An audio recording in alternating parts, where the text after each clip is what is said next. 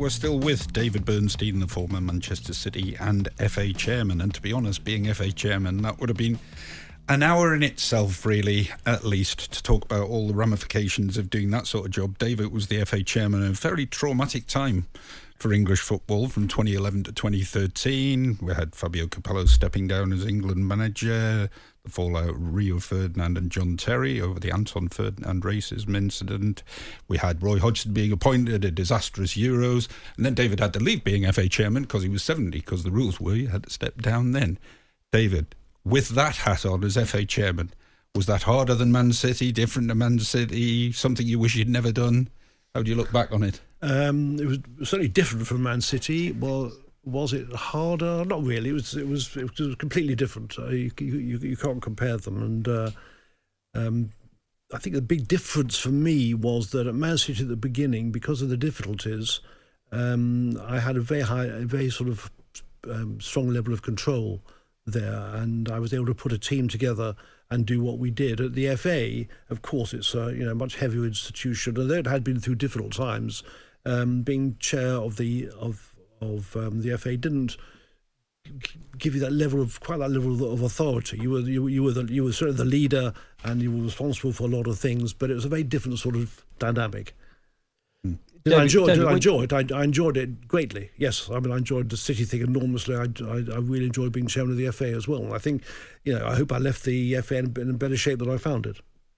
David, when you stepped down in 2013, you spoke to us and you were talking about managers at the time, and I think it was particularly around Mark Hughes and Brendan Rodgers, and you said because they've been having a go at referees, and referees, as you said, needed more respect, and you said these managers, to quote your words, set a terrible example.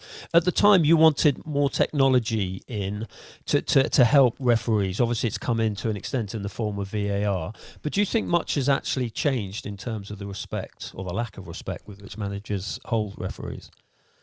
Not really, no. I think the game is a very, very passionate game. It's easy to sort of speak like this and and talk about proper behaviour and so on, but it's terribly difficult. I mean, you take this example you've already had this from yesterday of the Notts Forest Liverpool match, and some behaviour that maybe wasn't of the best, but I feel great sympathy for the Notts Forest people. There's seconds to go. There's so much at stake, promotion, relegation, people's careers, and so on. So I've got a lot of sympathy. It's all very well talking, even me talking in theory about it, but when you're actually there and you get hit with those sorts of things, it's really not easy. With regard to technology, I'm less clear than I was. I mean, I think we've replaced one problem with another. And VAR, etc., I think has given us certainly a clearer indication of getting results right, but at the same time, the delays and some of the marginal decisions and so on certainly leave fans extremely frustrated, and I can understand that. I'm really fascinated to know what it's like as an FA chairman when you're handling the England football team, when all the attention in the country is on England, because nobody else is. There's no club games going on. It's a complete and total focus. England may be playing badly. As I said, you had difficulties at the start with Capello stepping down, or you stepped him down, whatever happened there. And everybody is analysing, in effect, everything you do, everything you say, what progress is being made, whether no progress is being made. How do you deal with that on a day-to-day basis? Well, if you don't like the heat, get out of the kitchen. I think is all I can say. You've got to take it. You can't please all the people all the time. We know that football has that immediacy. If you win a game or two, it's great, and if you're not winning, it's really pretty awful. One huge difference, of course, is that in league football, you're playing matches every week. So if you have a bad result, you can get over it very, very quickly. International football is very different. You have a bad match or two, and then you have to wait for quite a while before the next one, which gives plenty of time for the media to, speculate and build on whatever issues there are. All down to the media. You worked with Roy Hodgson, was the man you appointed as the manager for 2012. He has just stepped down recently as a boss. He's had a fantastic career in the game, but he probably wasn't the most popular England manager. I know it was an emergency situation, but how do you look back on Roy's time as England boss? Well, I've got a lot of time for Roy. I mean, I did appoint him as England manager with my colleagues, of course. Did you have to beg him, or was it, we're going to get it now? We've got to go and get a manager quick. Believe me, you don't need to beg people to become England manager. Yeah. But whatever it is, it's a great appointment and so on. And I've stayed very friendly with Roy. I think he's a great bloke. I think he's had a wonderful career. I think even with hindsight, it was the right decision to appoint him. Things don't always quite work out. I wish I'd stayed on longer and been with him longer, because I left in the middle of his period there, and of course the World Cup didn't work out very well, and then we had that very tough match that was his last game. So I've no regrets at all about appointing Roy. I think he's had a great career. I think he's a real credit to the game. And David, when you appoint an England manager, first, can you keep the process secret? And presumably, you have to go and talk to a lot, other individuals in the game to find out A, whether this individual that you want is interested, and B, whether they have the right character, no skeletons in the cupboard, all that sort of jazz. Well, Henry, we do things differently from the way we dealt with previous England managers. We appointed a group of four of us, including Sir Trevor Brooking, with great football knowledge. We sat down in a room. We had a huge sheet of paper. We put about 30 different criteria across the top of the paper.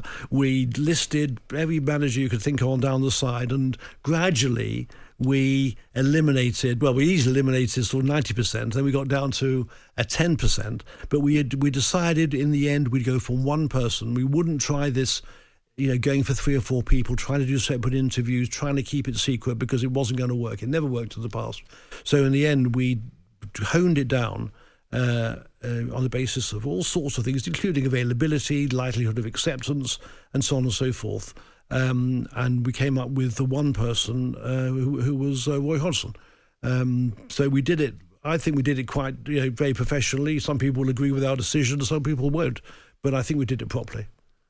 You were expecting England, I presume, to go on and win the Euros this time around, seeing as you helped build some foundations. We've made steady progress since then. We've come very, very close. Now, surely this is it this time, as we always say at every tournament. The Euros, there's nothing worse, I tell you, than going somewhere like Poland and Ukraine, getting through a group and so on, and then getting, in the end, down to a penalty shootout. And you're sort of in the stand. If you win the shootout, you're through to the semi-finals and everybody's going to be ecstatic.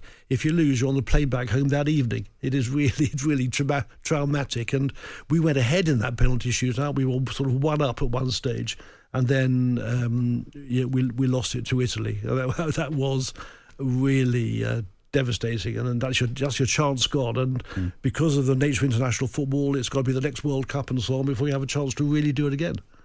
Gareth Southgate was doing ITV at the time, and he spoke to a few of us out there after England went out on penalties, and he said England should have taken a psychologist. You obviously know Gareth. Do you agree with all that? Do you think we were a bit underclubbed going into penalties?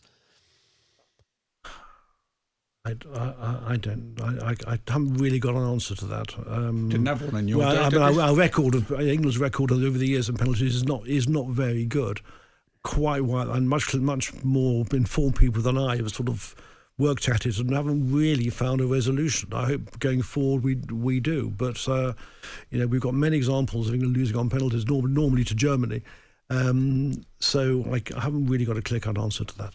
Just quickly, I presume you're expecting an emphatic Man City victory this afternoon, Dave? Well, I was very pleased to hear that United fan settled for a nice defeat. Defeat. I never thought I'd hear that. I'm not sure there's such thing as a nice defeat. I know what he means, but I'll tell you something. I'm not greedy. I'll settle for a win. A 1-goal win will do me. I want the 3 points because next week we've got away to Liverpool, and that's another big challenge. So give me 3 points. I'll take it. On AM, on DAB, via the talkSPORT app and on your smart speaker. talkSPORT.